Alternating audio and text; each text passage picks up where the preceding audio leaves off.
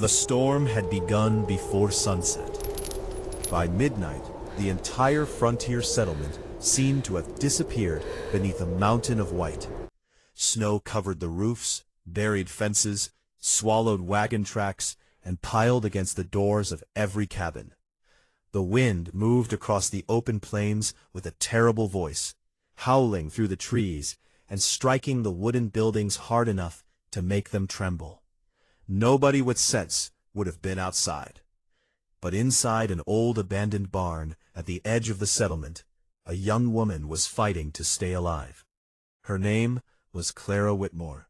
She was 23 years old, though the past few weeks had made her look older. Her chestnut-brown hair was tangled around her face, and her pale blue frontier dress was torn at the hem and soaked from the snow. Her wrists were bruised where an iron chain had been fastened around them. The other end of the chain was locked to a thick wooden post. Clara pulled against it again. Nothing happened. She stopped and gasped as pain shot through her wrists. "Please." Her voice disappeared beneath the roar of the wind. She swallowed and tried again. "Somebody, please help me." Nothing. Only the storm answered. Clara lowered her head. Earlier that evening, she had still believed someone would come back for her. Silas Boone had told her the punishment would only last a few hours. "You'll stay here until you learn your lesson," he had said, coldly. Clara had pleaded with him. "I didn't steal your money." Silas had simply stared at her. "You're the only one who knew where it was. That doesn't mean I took it." His brother had laughed. Then they dragged her outside. Clara remembered the snow striking her face as they pulled her toward the barn. She remembered screaming. She remembered begging. And she remembered Silas locking the chain. "You'll have plenty of time to think about your confession." Then the men had left. At first, Clara believed they would return. Then an hour passed. Then another. The small fire they had left near the wall slowly died. The barn became colder. Clara rubbed her hands together. Her fingers had begun to lose feeling. She tried moving her feet. They were painfully cold. She looked toward the barn doors. Snow had begun blowing through the gaps. "Please come back," she whispered. She wasn't sure who she was speaking to. Silas? The sheriff? A passing traveler? Anyone. She just needed someone to hear her. Clara pulled the chain once more. The metal rattled loudly. "Help!" Her voice cracked. "Please!" Nothing. Tears rolled down her cheeks. She wiped them away quickly, almost angry with herself. "No," she whispered the word again. "I'm not going to die here," she tried to convince herself. But the cold was becoming unbearable. Her body began shaking uncontrollably. Clara slowly lowered herself against the wooden post. She closed her eyes. For a few minutes, she allowed herself to imagine another life. A warm room, a fire, a blanket, someone telling her she was safe. Then she heard something. At first, it was so faint that she thought she had imagined it. A distant sound. Hoofbeats. Clara opened her eyes. She held her breath. There it was again. Thump, thump, thump. A horse. Someone was riding through the storm. Clara's heart began pounding. She forced herself upright. "Help!" The hoofbeats continued. "Please!" Outside, a lone rider stopped. His horse shifted nervously beneath him. The rider listened. The storm was so violent that even he could barely hear anything. Then it came again, a woman's cry. He turned his horse toward the sound. The man's name was Taza. He was an Apache traveler in his early 30s, tall and broad-shouldered, with long black hair tied behind his head. A heavy buckskin coat covered his clothing, and snow clung to his shoulders. Taza had been traveling north for 2 days. He had intended to reach a distant trading post before the storm became worse. But now he heard something that made him stop. Someone was calling for help. He dismounted. His horse snorted. Taza placed a hand against the animal's neck. Easy. Then he walked toward the sound. The barn appeared through the snow. He pushed open the door. Clara saw a dark figure standing against the white storm. Fear immediately replaced hope. She pressed herself against the post.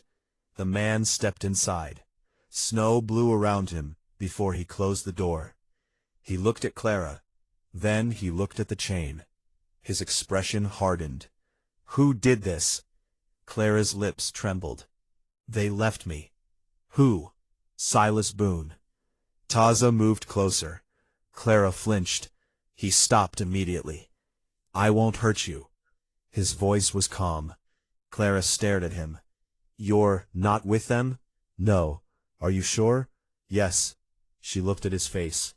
There was no anger toward her, no hunger for power, only concern. Taza crouched near the chain. He examined the lock. "Can you feel your hands?" "Barely." He looked toward the dying fire. "You'll freeze if we stay here." "I can't move." "You will." Knife from his belt. Clara watched nervously. Taza cut the rope around her ankles first. Then he worked on the chain. The lock was old but strong. He tried once. Nothing. Again. The metal finally snapped. Clara stared at her freed wrists. She couldn't believe it. "You're free." She tried standing. Help me! Her legs immediately collapsed. Taza caught her. Clara instinctively grabbed his coat. For a moment, neither spoke. "I thought," Clara whispered. Her voice broke. "I thought nobody was coming." Taza looked at her. "I heard you." Those 4 words destroyed the last wall holding back her tears. Clara began crying. Not loudly, not dramatically. Just exhausted, silent tears that came after too many hours of fear. Taza removed his heavy outer blanket and wrapped it around her. "Can you walk?" "No." "Then I'll carry you." Clara looked at him uncertainly. "You don't even know me." Taza glanced toward the barn door. "I don't need to." He lifted her carefully. Clara was shocked by how strong he was. She expected him to treat her like a burden. Instead, he carried her as though she weighed almost nothing. He brought her toward the corner where the hay was driest. Then he gathered broken pieces of wood and built another fire. The flames slowly grew. Clara held her hands near the warmth. Her fingers hurt terribly as the feeling returned. Taza gave her water. She drank slowly. Then he offered her a small amount of dried meat. Clara hesitated. "When did you last eat?" She looked down. "Yesterday morning." Taza handed her the food. "Eat." She did. For several minutes, the only sounds were the fire and the storm. Finally, Clara whispered, "Why did you help me?" Taza looked at the flames. "Because you were crying." She stared at him. "That simple?" He nodded. Clara looked down at the blanket wrapped around her shoulders. "No one came when I cried before." Taza said nothing, but something changed in his expression. He understood loneliness, perhaps more than she knew. After a while, Clara's breathing became calmer. The fire warmed the barn, but Taza knew they could not remain there until morning. He walked toward the door and looked outside. The storm was still raging. Clara watched him. "Where will you go?" Taza turned. "My camp is north of here." "Camp?" "A small cabin." Clara looked frightened. He immediately understood. "You can stay here if you choose." She looked around. The cold barn, the broken door, the chains lying on the floor. Then she looked at him. "I don't want to be here." Taza nodded. "Then we leave." He returned to his horse. The storm had covered almost every trail, but Taza knew the land. He came back and carefully helped Clara onto the horse. She was too weak to sit properly. Taza mounted behind her and wrapped his blanket around both of them. The horse stepped into the snow. Clara leaned against him. She could hear his heartbeat. For the first time that night, she felt warmth. Not just from the blanket, from knowing someone was there. Behind them, the abandoned barn slowly disappeared into the snow. The chains remained on the floor. Clara did not look back. She did not know where Taza was taking her. She did not know what the future would bring, but as the horse carried them through the frozen darkness, one thought stayed with her. Someone had heard her cry, and someone had come. Far behind them, however, another lantern appeared through the storm. Silas Boone had returned. He pushed open the barn door. The chain lay broken on the floor. His face turned red with rage. She escaped. His brother looked outside. Who could have helped her? Silas stared at the tracks disappearing into the snow. Then he smiled coldly. We'll find her. The storm swallowed his voice. But somewhere beyond the mountains, Clara was finally moving toward safety. And neither she nor Taza knew that the coming days would change both their lives forever. The storm followed them through the mountains. Snow struck Clara's face as Taza guided the horse through the narrow trail. She could barely keep her eyes open. Her body was exhausted. Her wrists burned from the chains, and every breath felt painfully cold. Yet she was no longer afraid of dying in that barn. Taza was there. His arms remained around her, keeping her steady as the horse climbed through the snow. For nearly an hour, neither spoke. Finally, Clara whispered, "How much farther?" "Not far," Taza replied. She looked around. "Everything looks the same," she said. Taza glanced toward the mountains. "To you," he said. Despite everything, Clara almost smiled. "You sound very confident." "I know these mountains." The horse continued forward. Then suddenly, one of its front legs sank deeply into the snow. The animal stumbled. Clara cried out. Taza immediately pulled the reins and steadied the horse. "Easy," he said. He climbed down. Snow reached almost to his knees. He walked around the animal, checking its legs. Clara watched him. "Is it hurt?" she asked. "No," he said. He looked up at her. "But we have to walk from here." Clara's face fell. "I can't." Taza approached the horse. "You don't have to." Before she could ask what he meant, he lifted her down. Clara gasped. "Taza, I have you." He carried her through the snow. Clara felt embarrassed. "You can't carry me all the way." "I can. You'll get tired." "I won't. You're impossible." For the first time, a faint smile appeared on his face. "Been told." Clara stared at him. She had expected him to be cold and intimidating. Instead, she was discovering a quiet humor beneath his serious expression. The journey continued. Eventually, the snow became less deep. Taza stopped near a group of pine trees. There. Clara looked ahead. A small wooden cabin stood hidden among the trees. Smoke rose from the chimney. Warmth. Clara almost cried at the sight. Taza carried her inside. The cabin was simple but clean. There was a fireplace, a wooden table, 2 chairs, shelves filled with supplies, and a small sleeping area. Taza placed Clara beside the fire. "Stay here." He gathered wood and added it to the flames. Within minutes, the cabin became warmer. Clara watched silently. "You live here alone?" "Yes." "For how long?" 3 winters. "Why?" Taza paused. "Because I wanted to be alone." Clara studied him. "Were you hurt?" He looked at her. "Yes." She did not ask anything else. Something about his voice told her the answer carried a painful story. Taza prepared warm water. He carefully cleaned the bruises around Clara's wrists. She winced. "Sorry. You don't need to apologize." He looked at the marks. "Those men hurt you." Clara looked away. "Yes." Taza's jaw tightened. But he said nothing. After treating her wrists, he gave her dry clothing. "You can change behind the blanket." Clara nodded.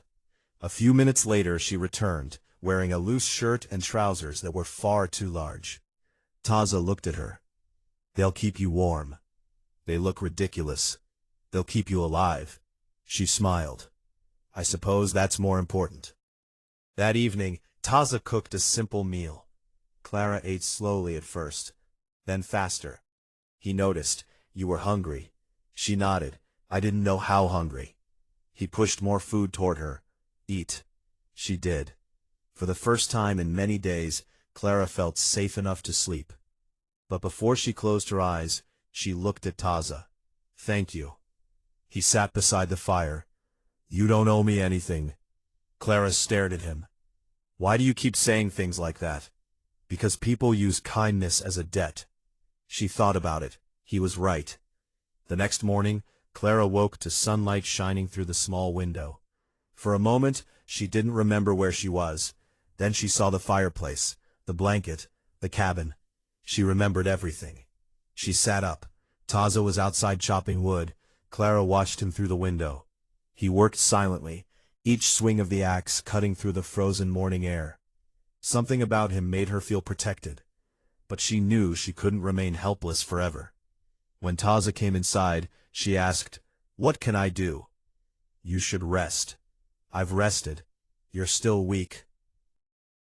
"I can still help." He looked at her. "What do you know how to do?" "Cook." "Good." He placed a bag of flour on the table. "Then cook." Clara laughed. Their days slowly developed a rhythm. Taza hunted. Clara cooked. He gathered firewood. She repaired torn clothing. He checked traps. She cleaned the cabin. They began talking. At first, the conversations were small, then deeper. Clara learned that Taza had once lived with his family farther south. His father had taught him to trek. His mother had taught him to recognize medicinal plants. He had lost them during years of violence and displacement. Afterward, he stopped trusting people. Clara listened quietly. "My family is gone too," she said. Taza looked at her. "My father died when I was young. My mother passed away 2 years ago." "I'm sorry." Clara smiled sadly. "So are you." Taza understood. For the first time, the two of them realized that they were not strangers because they had never known loss. They were strangers because they had both survived it differently. Weeks passed. Clara's injuries began healing. Her strength returned. She could walk outside. She learned how to recognize animal tracks. Taza taught her how to move safely through the snow. One afternoon, Clara slipped on an icy patch. Taza caught her. She laughed. "You could have warned me." "I did." "When?" "Before you stepped there." Clara looked at him. "You said nothing. I thought you would notice." She laughed again. Taza smiled. Their eyes met. For a moment, neither looked away. Something unfamiliar passed between them. Neither spoke about it. Then Taza turned toward the trees. "There's something you need to know." Clara's smile disappeared. "What?" "Someone came near the cabin." She froze. "When?" "Last night." "Silas?" "I don't know." Taza showed her several tracks in the snow. "They're human." Clara's face became pale. "They found us." "Maybe. What are we going to do?" Taza looked toward the mountains. "We leave before they return." "No." He looked at her. "I can't keep running." "You need to stay alive." "I know." She stepped closer. "But if I keep hiding, Silas will tell everyone I stole the money." Taza was silent. "I know where he hid it." His eyes narrowed. "What?" "The money." Clara explained everything. She had once seen Silas carrying a locked metal box toward an old storage shed. At the time, she had thought nothing of it. But now she understood. Silas had stolen the money himself. Then he had blamed her. Taza listened carefully. "Can you prove it?" "Maybe." "Then we need to find the box." Clara looked frightened. "Will you help me?" Taza looked at her. "Yes." "Even though it could put you in danger?" "Yes." "Why?" Taza's answer was quiet. "Because you saved yourself the night I found you." Clara frowned. "I was chained to a post. You still fought." She looked down. "I was terrified. So was I." Clara looked at him in surprise. "You were?" Taza nodded. "Everyone is afraid." "Then why didn't you show it?" "Because someone had to keep moving." His words stayed with Clara. That evening, they prepared supplies. The next morning, they would return to the settlement, but neither knew how dangerous that journey would become. Silas Boone had already discovered their location. He had hired 3 men to track Clara. They followed the trail toward the mountains. One of them stopped. There, a fresh footprint. Silas looked toward the cabin. His eyes narrowed. She is alive. He smiled. Then this ends today. Inside the cabin, Clara stood beside Taza. She could hear nothing outside. She didn't know that 3 armed men were approaching. But Taza did. He suddenly raised one hand. Quiet. Clara froze. What? He pointed toward the window. She listened. At first, she heard nothing. Then, crack! A branch broke outside. Taza reached for his rifle. Clara's heart raced.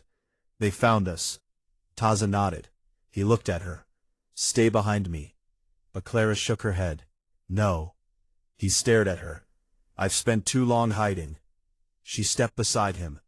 If we're going back, we're going together. Taza looked at her for several seconds. Then he nodded. Together, they prepared to face the men who had believed Clara would never escape. And outside, the hunters stepped silently through the trees. The first light of dawn had barely touched the mountains when Taza heard the horses. He stood beside the cabin door, completely still. Clara watched him from across the room. What is it? Taza raised one finger. Listen. She did.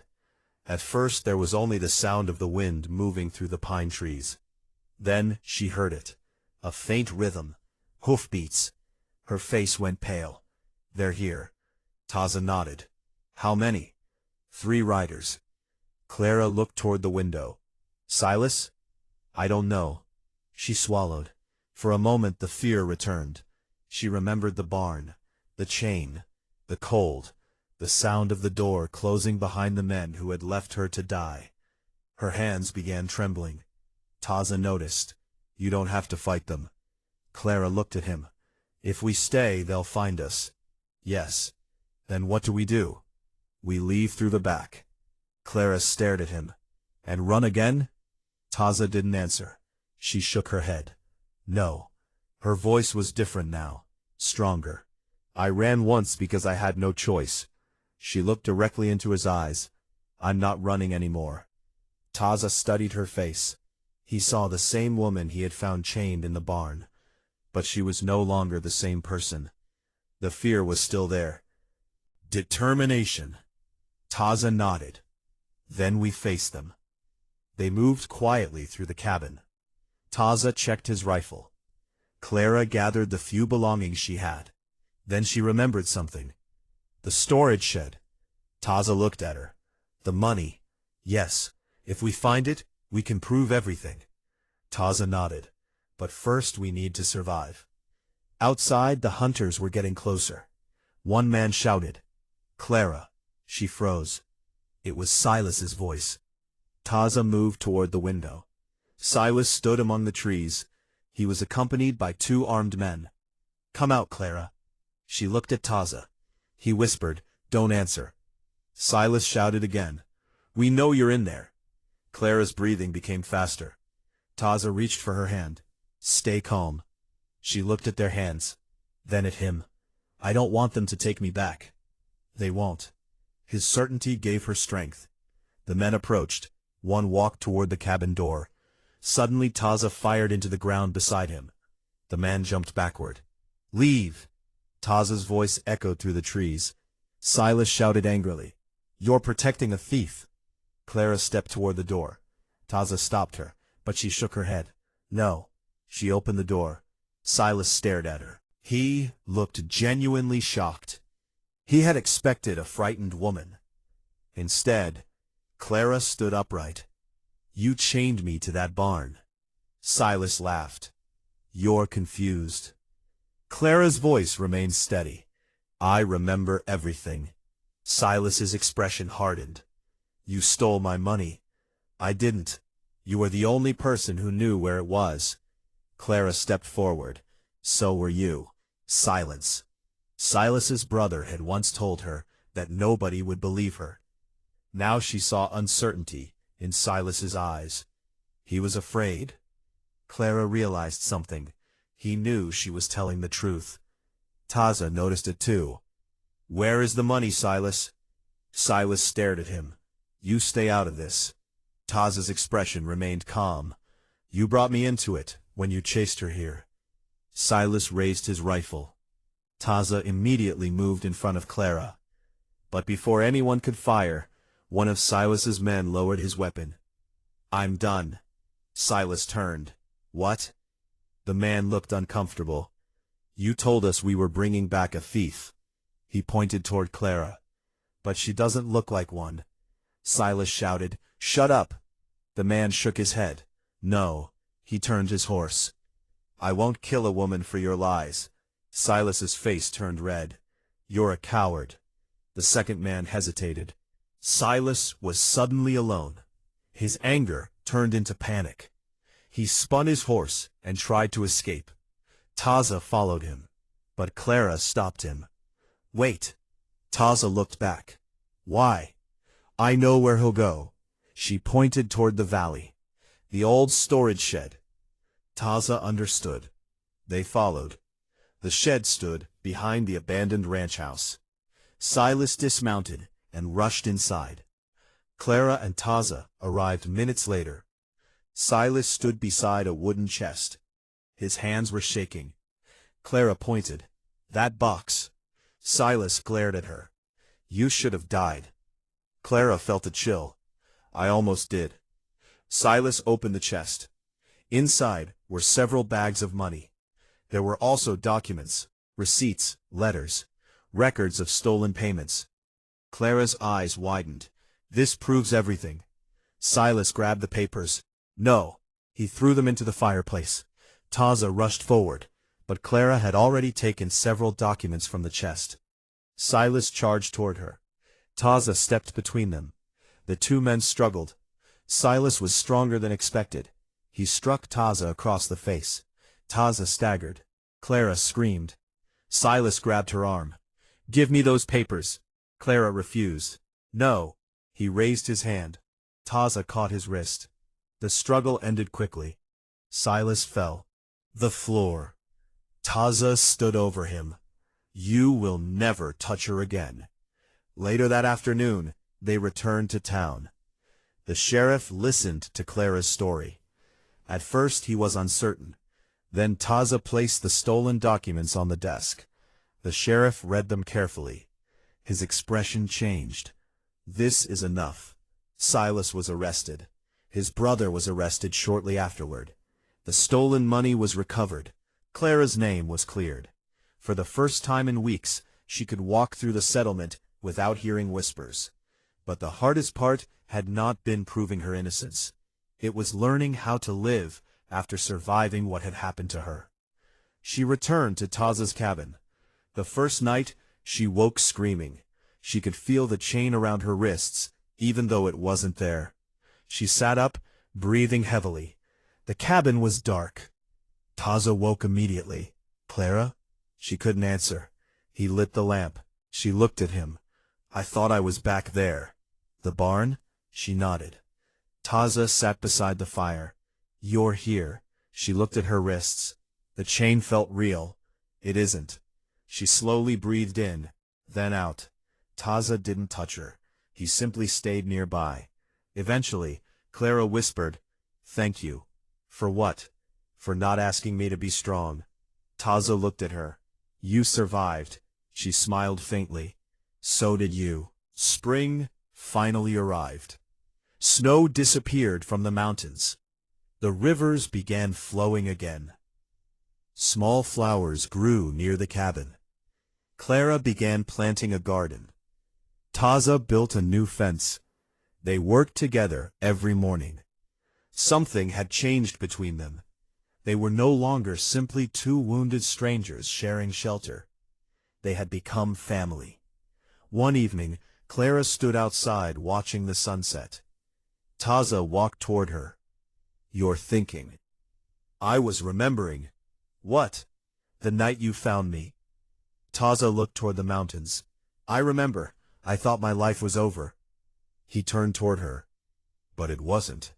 "No," she smiled. It was beginning again. Taza said nothing. Clara stepped closer. "Do you ever regret finding me?" He looked almost offended. "No." She laughed softly. "I didn't mean it like that." "I know." She reached for his hand. He let her take it. For several seconds they stood silently beneath the evening sky. Then Clara whispered, "You said something that night." "What?" "You said, 'I heard you.'" Taza nodded. "I remember." She squeezed his hand. "That was the first time I believed someone cared whether I lived." Taza looked at her. "Everyone deserves someone who hears them." Clara's eyes filled with tears. "But not everyone finds that person." "No." She smiled. "But I did." The wind moved gently through the trees. The cabin stood behind them, warm and peaceful. Clara looked toward the mountains. She knew she would never forget the barn. She would never forget the chain. She would never forget the terrible loneliness of that night. But those memories no longer controlled her. Because now, when she remembered the darkness, she also remembered the sound of approaching hoofbeats. She remembered a stranger opening the barn door. She remembered a calm voice saying, "I heard you." And sometimes, Clara thought, a life could change because of 4 simple words. Not because they erased the pain, but because they reminded someone that they were not invisible, that they were not forgotten, that somewhere beyond the darkness, someone was listening. Clara had entered the winter believing she had been abandoned. She left it with something far more precious than revenge or freedom. She had found trust. She had found courage. And slowly and unexpectedly, she had found love. Not the kind forced upon her, not the kind demanded by fear, but the kind that began with a choice. Taza had chosen to stop when he heard her cry. Clara had chosen to trust again. And together, they chose to build a life where neither of them would ever have to face the darkness alone again.